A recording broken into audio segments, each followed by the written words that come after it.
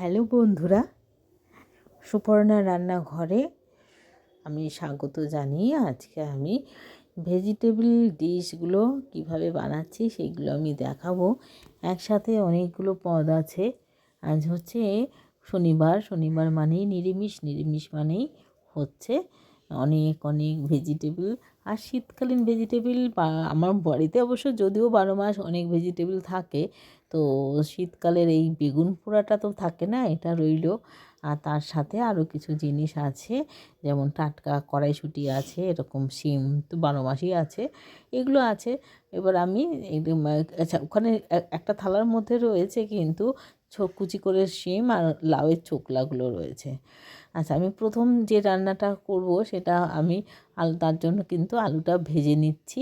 এটা যদিও বা এটা 3 নম্বর রান্না আমার রান্নাঘরে। আজকে প্রথম ডাল করেছি, ডালটা দেখালাম না। রোজ রোজ লাউয়ের ডাল কী দেখাবো, আপনারাও করেন, আমিও করি একই রান্না। তো আজকেটা খুব সুন্দর 5 রকম 6 রকম যত রকম সবজি ছিল সব দিয়ে, মানে যেগুলো আর কি দেওয়ার মতো। সবজি তো আরও আছে, পেঁপে আছে, উচ্ছে আছে, সেগুলো তো দেওয়া যাবে না।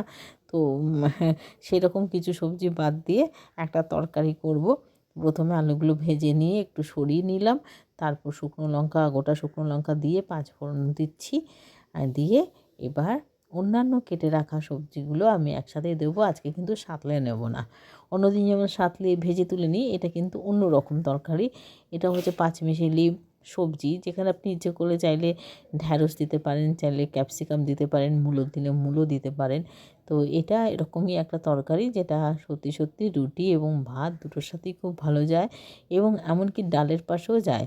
তো কুমড়োগুলো দিয়ে দিলাম একটু সাঁতলে নিয়ে, মানে জাস্ট একবার দুবার নেড়ে চেড়েই আমি বাকি সবজিগুলো, গাজর সবই লম্বা লম্বা করে কাটার চেষ্টা করেছি, সিম, অল্প একটু বিনস, এইভাবে দিয়ে কাঁচা লঙ্কা দিয়ে আলু দিয়ে করব তরকারিটা।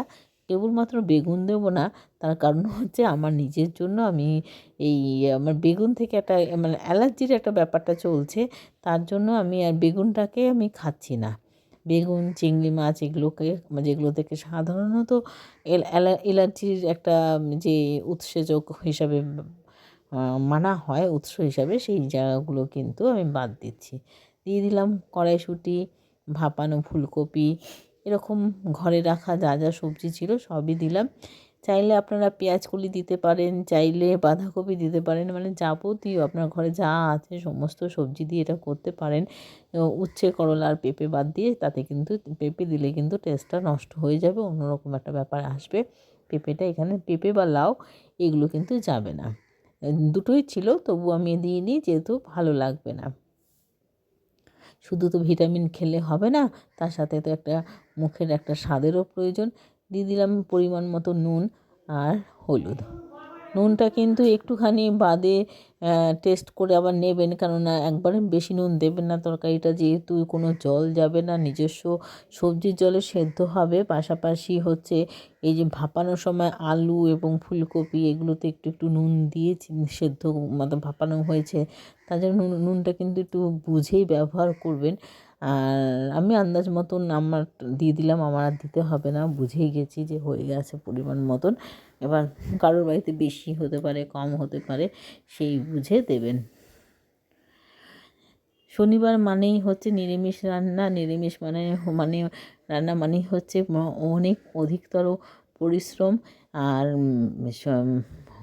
কেননা এই যে এতগুলো সবজি ফ্রিজ থেকে বের করে রান্নাঘরে আনা, আমার রান্নাঘরের মাপ ভীষণ ছোট, তার জন্য সমস্ত কিছু আনতে হয় আলাদা করে, আবার সেগুলো ধুয়ে আবার নিয়ে কাটতে হয়।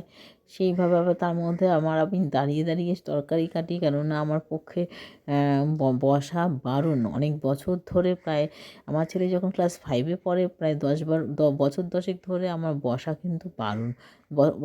হ্যাঁ, বছর 10 ধরে আমার পুরোপুরি আমি মাটিতে কিন্তু বসি না।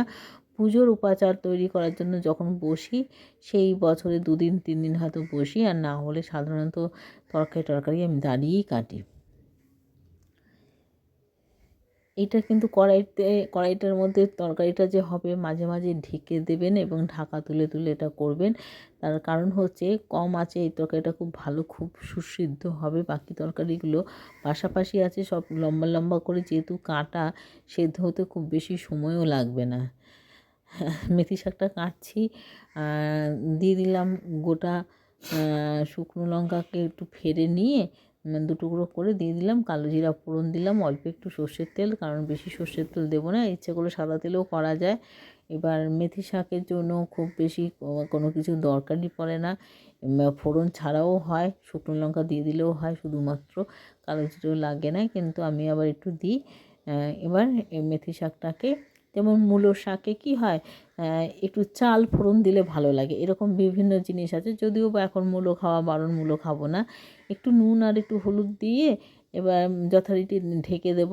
এবার যাদের বাড়িতে চিনি বারণ নেই বা চিনি খান, তারা একটু সামান্য চিনি দেবেন। আমার বাড়িতে চিনিটা আমি যতটা সম্ভব, যেখানে সম্ভব, স্কিপ করি। যেমন আজকে মটর ডাল করেছি লাউ দিয়ে, সেই ক্ষেত্রে তো একটু, মটর ডাল মানেই হচ্ছে একটু চিনি যাবে, সে তেঁতুর ডালই করুন আর ঝালের ডাল করুন, যাই দিয়েই করুন না কেন, একটুখানি, বা টক ডাল করুন, একটুখানি কিন্তু চিনি না হলে ভালো লাগে না, যেটা মসুর ডালের ক্ষেত্রে লাগে না। এবার আমি শাকটা হয়ে গেলে পর নামিয়ে নেবো। এটা শাক ভাজা, মেথি শাক তো ভাজাই করতে হবে, অন্য কিছু করা যাবে না। আর বেগুন চাইলে দিতে পারেন, বেগুন ছোটো ছোটো ডুমো ডুমো করে কেটে আগে ভেজে তুলে রেখে পরে মিশিয়ে দিতে পারেন। তো আমি আর শাকে আর বেগুন দিই না, কেননা এত তরকারি রান্না হয় সবজিতে। আর এখন আমার অ্যালার্জি হয়েছে, কিন্তু আমি আগেও যে খুব একটা শাকের মধ্যে, একমাত্র ডাঁটা শাকের মধ্যে বেগুনটা দিই, তাহলে মিশতে ভালো হয়, ডাঁটা শাকগুলো ভালো করে চট করে মিশে যায় না। এবং তাড়াতাড়ি বাঙালি বাড়ির রান্না মানেই হচ্ছে 5 পদ রান্না করতে যথেষ্ট সময় লাগে, সেইগুলোকে তো কোটা, তারপর রান্না করা। যাদের হেল্পিং হ্যান্ড আছে তাদের ক্ষেত্রে যে বেগুন পোড়াটা মাখা হয়ে গেছে, এটা হয়ে গেছে নিরামিষ ঘ্যাট। মটর ডালটা দেখিয়ে দিলাম যে লাউ দিয়ে করেছি ধনেপাতা যোগে। আর এটা হচ্ছে ওই যে সিম আর হচ্ছে লাউয়ের চোকলা পাতলা পাতলা করে কেটে, এটার রেসিপিটা আর এখানে দিলাম না, তাহলে একটু বড় হয়ে যাবে, তাই এটা রান্নার রেসিপিটা আবার হয়তো পরের দিন যাবে, আপনারা একটু কষ্ট করে দেখে নেবেন। খুব সুস্বাদু হয়, কিন্তু এটা কিন্তু অনেক আগেকার দিনেরই রান্না। মোটামুটি রান্না তো আমাদের আগের থেকেই প্রতিটা পরিবারে যেরকমভাবে খেয়ে অভ্যস্ত সেইভাবেই হয়, তারপর হাত বদল হয়, শাশুড়ি থেকে বৌমা, বৌমা থেকে তার বৌমা, এভাবে বদলের ক্ষেত্রে কি হয়, রান্নাটার একটু অন্যরকম মাত্রা পায়। কেননা বৌমারা, বাড়ির বউরা কিন্তু অন্য পরিবার থেকে আসে, তাদের পরিবারের রোজ কিছু ভালো খাবার বা কিছু সংযোজন করে, যেটা স্বাদ ভালো হবে বিচার করে তারা সেই মতন করে রান্না করেন। আর অন্যরা, বাড়ির পুরুষরা কে কী ভালো খান, সেটাও যেরকম আমরা সবাই জেনে বুঝে তারপরে কিন্তু আমরা রান্না করি। আর যারা লাইক করেছেন তাদের ধন্যবাদ, যারা কমেন্ট করেছেন তাদের ধন্যবাদ, যারা সাবস্ক্রাইবার আমার ভিডিওতে তাদের অনেক ধন্যবাদ। Tata, bye bye.